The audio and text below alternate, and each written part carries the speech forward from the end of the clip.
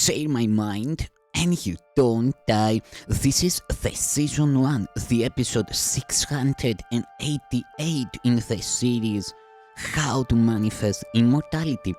And the name of today's teaching is Self-Concept versus Self. The learning of the world is built upon a concept of the self adjusted to the world's reality. It fits it well. For this, an image is that suits a world of shadows and illusions. Here it works at home, where what it sees is one with it. The building of a concept of the self is what the learning of the world is for. This is its purpose, that you come without a self and make one as you go along. And by the time you reach maturity, you have perfected it to meet the world on equal terms at one with its demands. A concept of the self is made by you. It bears no likeness to yourself at all. It is an idol made to take the place of your reality as Son of God. The concept of the self the world would teach is not the thing that it appears to be, for it is made to serve two purposes, but one of which the mind can recognize. The first presents the face of innocence, the aspect acted on. It is this face that smiles and charms and even seems to love.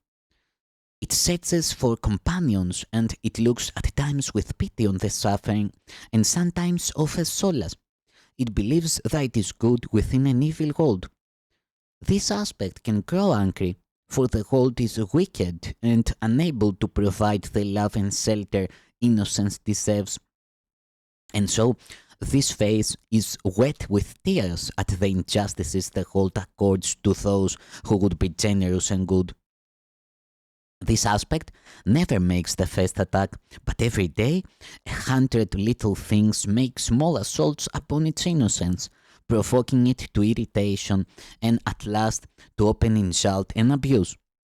The face of innocence the concept of the self so proudly wears can tolerate attack in self-defense, for is it not a well-known fact that the world deals harshly with defenseless innocence? No one who makes a picture of himself omits this face, for he has need of it. The other side he does not want to see. Yet, it is here the learning of the world has set its sights, for it is here the world's reality is set to see to it the idol lusts. Beneath the face of innocence, there is a lesson that the concept of the self was made to teach. It is a lesson in a terrible displacement and a fear so devastating that the face that smiles above it must forever look away, lest it perceive the treachery it hides. The lesson teaches this: I am the thing you made of me, and as you look on me, you stand content because of what I am. On this conception of the self, the world smiles with approval, for it guarantees the pathways of the world are safely kept and those who walk on them will not escape. Here is the central lesson that ensures your brother is content eternally. For what you are has now become his sin. For this is no forgiveness possible. No longer does it matter what he does, for your accusing finger points to him, unwavering and deadly in its aim. It points to you as well, but this is kept still deeper in the mists below the face of innocence. And in these shrouded folds are all his sins and yours preserved and kept in darkness, where they cannot be perceived as errors, which the light would truly show. You can be neither blamed for what you are, nor can you change the things it makes you do. Your brother, then, is simple of your sins. Do you, who are but silently and yet with ceaseless agency, condemning still your brother for the hated thing you are? Concepts are learned. They are not natural. Apart from learning, they do not exist. They are not given, so they must be made. Not one of them is true, and many come from feverish imaginations hot with hatred and distortions born of fear. What is a concept but a thought to which its maker gives a meaning of his own? Concepts maintain the hold, but they cannot be used to demonstrate the hold is real. For all of them are made within the hold, born in its shadow, growing in its ways, and finally maturing in its thought. They are ideas of idols painted with the brushes of the hold, which cannot make a single picture representing truth. A concept of the self is meaningless, for no one here can see what it is for, and therefore cannot picture what it is. Yet is all learning that the whole directs began and ended with the single aim of teaching you this concept of yourself, that you will choose to follow this world's laws and never seek to go beyond its roads, nor realize the way you see yourself. Now, must the Holy Spirit find a way to help you see this concept of the self must be undone if any peace of mind is to be given you. Nor can it be unlearned except by lessons aimed to teach that you are something else. For otherwise, you would be asked to make exchange of what you now believe for total loss of self, and greater terror would arise in you. Thus are the Holy Spirit's lesson plans arranged in easy steps, that though there be some lack of ease at times and some distress, there is no shattering of what was learned, but just a retranslation of what seems to be the evidence on its behalf. Let us consider then what proof there is that you are what your brother made of you. For even though you do not yet perceive that this is what you think, you surely learned by now that you behave as if it were. Does he react for you? And does he know exactly what would happen? Can he see your future and ordain before it comes what you should do in every circumstance? He must have made the world as well as you to have such prescience in the things to come. That you are what your brother made of you seems most unlikely, even if he did. Who gave the face of innocence to you? Is this your contribution? Who is then the you who made it, and who is deceived by all your goodness and attacks it so? Let us forget the concept's foolishness and merely think of this. There are two parts to what you think yourself to be. If one were generated by your brother, who was there to make the other? And from whom must something be kept hidden? If the world be evil, there is still no need to hide what you are made of. Who is there to see? And what but is attacked could need defense? Perhaps the reason why this concept must be kept in darkness is that in the light, the one who would not think it true is you.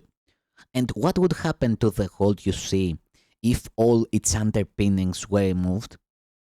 Your concept of the world depends upon this concept of the self, and both would go if either one were ever raised to doubt.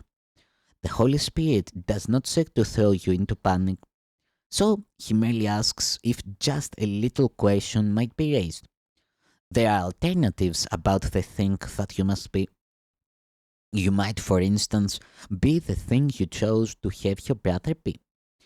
This shifts the concept of the self from what is wholly passive and at least makes way for active choice and some acknowledgement that interaction must have entered in.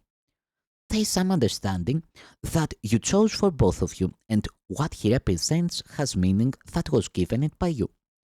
It also shows some glimmering of sight into perception's law, that what you see reflects the state of the perceiver's mind. Yet, who was it that did the choosing first? If you are what you chose your brother be, alternatives were there to choose among, and someone must have first decided on the one to choose and let the other go. Although this step has gains, it does not yet approach a basic question. Something must have gone before these concepts of the self, and something must have done the learning which gave rise to them. Nor can this be explained by either of you. The main advantage of the shifting to the second from the first is that you somehow entered in the choice by your decision. But this gain is paid in almost equal loss, for now you stand accused for guilt for what your brother is, and you must share his guilt because you chose it for him in the image of your own. While only he was treacherous before, now must you be contemned along with him. The concept of the self has always been the great preoccupation of the whole, and everyone believes that he must find the answer to the riddle of himself.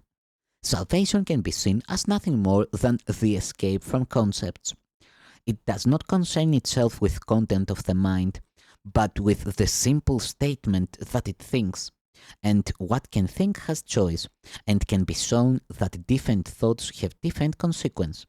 So it can learn that everything it thinks reflects the deep confusion that it feels about how it was made and what it is. And vaguely does the concept of the self appear to answer what it does not know. Seek not yourself in symbols. There can be no concept that can stand for what you are. What matters it which concept you accept while you perceive a self that interacts with evil and reacts to wicked things? Your concept of yourself will still remain quite meaningless, and you will not perceive that you can interact but with yourself. To see a guilty world is but the sign your learning has been guided by the world, and you behold it as you see yourself. The concept of the self embraces all you look upon, and nothing is outside of this perception. If you can be hurt by anything, you see a picture of your secret wishes, nothing more than this, and in your suffering of any kind, you see your own concealed desire to kill. You will make many concepts of the self as learning goes along. Each one will show the changes in your own relationships as your perception of yourself is changed. There will be some confusion every time there is a shift, but be you thankful that the learning of the world is loosening its grasp upon your mind, and be you sure and happy in the confidence that it will go at last and leave your mind at peace. The role of the accuser will appear in many places and in many forms, and each will seem to be accusing you. Yet have no fear, it will not be undone. The world can teach no images of you unless you want to learn them. There will come a time when images have all gone by, and you will see you know not what you are. It is to this unsealed and open mind that truth returns, unhindered and unbound. Where concepts of the self have been led by, is truth revealed exactly as it is. When every concept has been raised to doubt and question, and been recognized as made on no assumptions that would stand the light, then is the truth left free to enter in its sanctuary, clean and free of guilt. There is no statement that the world is more afraid to hear than this.